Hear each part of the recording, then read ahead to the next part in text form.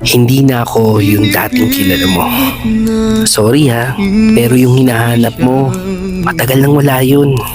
Matagal ko nang binaon sa limot kung paano ako nagpakatanga para lang mahalin ka. Nakalimutan mo na ba?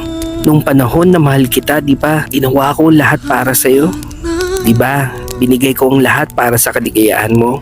Di ba? Sinakripisyo ko ang sarili ko para lang mahalin mo. Pero ang ending, iniwan pa rin ako eh. Sinaktan mo ko, inaliwala mo ko, ginago mo ko, at pinaramdam mong wala akong halaga sa'yo.